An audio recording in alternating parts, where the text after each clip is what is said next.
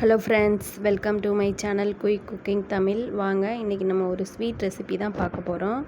நம்ம தீபாவளிக்கெலாம் செய்கிற சிவியம் ரெசிபி எப்படி செய்கிறதுன்னு தான் நம்ம பார்க்க போகிறோம்.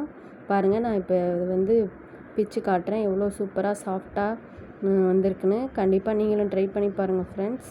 ஈஸியாக செய்யலாம். ரொம்பவே நம்ம கஷ்டம்னு நினச்சிக்கிட்டு இதை நம்ம ட்ரை பண்ணி பார்க்குறதே கிடையாது. நீங்கள் ஒரு வாட்டி ட்ரை பண்ணிங்கன்னா கண்டிப்பாக செய்ய முடியும். வாங்க, இதை இப்போ எப்படி செய்கிறதுன்னு பார்த்துடலாம். ஒரு பவுல் எடுத்துக்கோங்க. அதில் நான் 1 டம்ளர் அளவுக்கு பச்சரிசி சேர்க்குறேன். எந்த டம்ளரில் பச்சரிசி சேர்க்குறீங்களோ அதே டம்ளரில் 1 டம்ளர் அளவுக்கு உளுந்து சேர்த்துக்கோங்க. ரெண்டையும் தண்ணி சேர்த்து நல்லா ஊற வச்சுருங்க. நல்லா அலசிட்டு ஊற வைங்க. அப்போ தான் நம்மளுக்கு நல்லா வரும். மாவு நல்லா பொங்கி வரும்.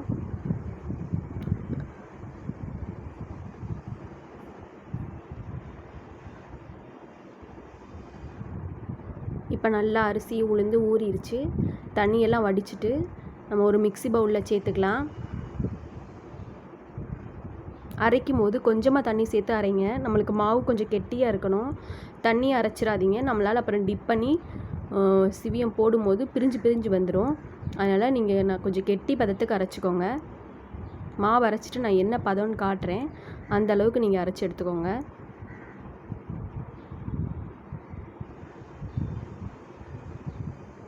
இப்போ நான் மாவு அரைச்சிட்டேன். பாருங்கள், இந்த அளவுக்கு கெட்டியாக இருந்தால் போதும். ரொம்பவும் கெட்டியாக வச்சிடாதீங்க.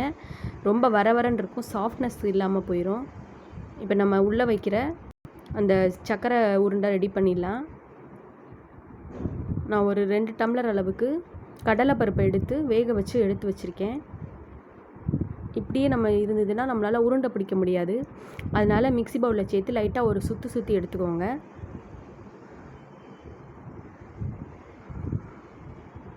ரொம்ப குழச்சி வேக வச்சிட்டோன்னா நம்ம நல்லா இருக்காது. சர்க்கரை சேர்க்கும் போது கரைஞ்சிடும். அதனால் இந்த அளவுக்கு வேக வச்சு மிக்சியில் ஒரு சுற்றி எடுத்துட்டிங்கன்னா ஈஸியாக நம்மளுக்கு உருண்டை பிடிக்க வரும். இப்போ இது எல்லாத்தையும் ஒரு பவுலில் சேர்த்துக்கோங்க. இந்த அளவுக்கு 1 2மா இருக்கணும். ரொம்ப நைஸ் ஆக்கிடாதீங்க. டேஸ்ட்டாக இருக்காது சாப்பிடும்போது. இப்போ இது நான் 1 கப் அளவுக்கு வெல்லத்தை துருவி வச்சுருக்கேன். அப்போ தான் நம்மளுக்கு பிணையும் போது ஈஸியாக இருக்கும். அதை சேர்த்துக்கோங்க.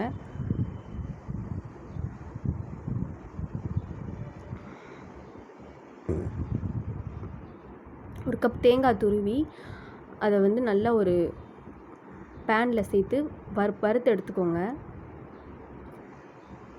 அதையும் அதில் சேர்த்துக்கோங்க. இப்போ இது எல்லாத்தையும் சேர்த்து நல்லா பிணைஞ்சி விட்டுக்கோங்க. பருப்பும் சர்க்கரையும் நல்லா மிக்ஸ் ஆகிறது மாதிரி பிணைஞ்சி விட்டுக்கோங்க. வாசனைக்காக நான் ஒரு 4 ஏலக்காயை தட்டி அதில் சேர்த்துக்கிறேன். ஏலக்காய் சேர்க்கும் போது நல்ல ஒரு ஃப்ளேவர் கிடைக்கும்.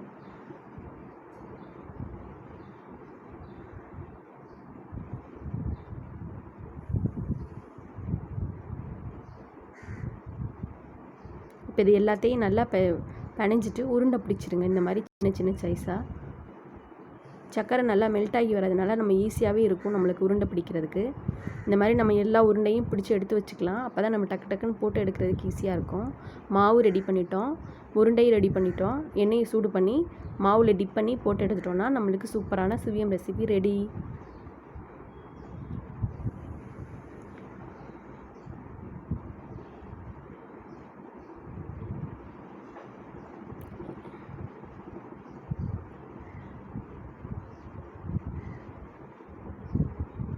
இப்போ மாவும் உருண்டையை ரெடி பண்ணி வச்சுருக்கோம். இப்போ இதை இந்த மாதிரி லைஸாக உள்ளே போட்டுட்டு அப்படியே எடுத்து நம்ம எண்ணெயில் போட்டோன்னா அவ்வளோதான், நம்மளுக்கு சிவியம் ரெடி.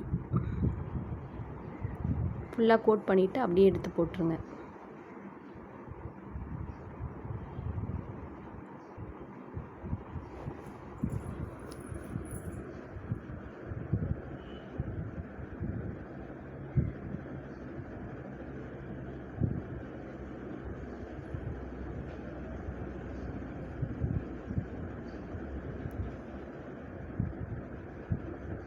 ஒரு சைடு வெந்ததும் நல்லா இன்னொரு சைடு திருப்பி விட்டு வேக வச்சுருங்க.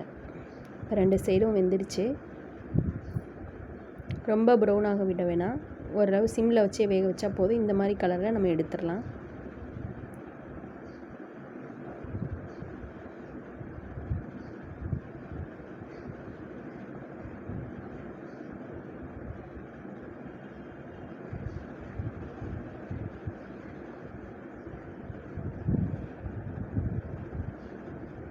ஈஸியாக செஞ்சிடலாம். கண்டிப்பாக நீங்களும் ட்ரை பண்ணி பாருங்கள்.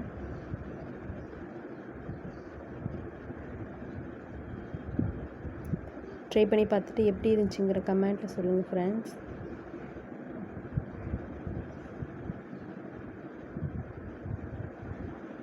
பார்க்கவே ரொம்ப சூப்பராக இருக்குல்ல. இது மாதிரி நம்ம மீதம் இருக்கிற எல்லா உருண்டையுமே பொரிச்சு எடுத்துடலாம்.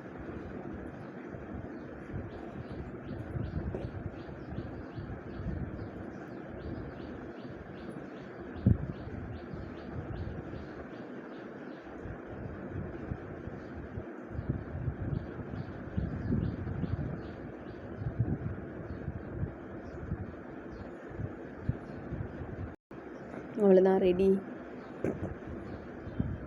உங்களுக்கு சூப்பரான ஸ்வீட் ரெடி ஆயிடுச்சு. கண்டிப்பாக நீங்களும் தீபாவளி டைம் ட்ரை பண்ணி பாருங்கள் ஃப்ரெண்ட்ஸ். இந்த வீடியோ உங்களுக்கு பிடிச்சிருந்தால் லைக் பண்ணுங்கள், ஷேர் பண்ணுங்கள். மறக்காமல் நம்ம சேனலுக்கு சப்ஸ்கிரைப் பண்ணுங்கள். Thank you friends. தேங்க்யூ ஃபார் வாட்சிங்.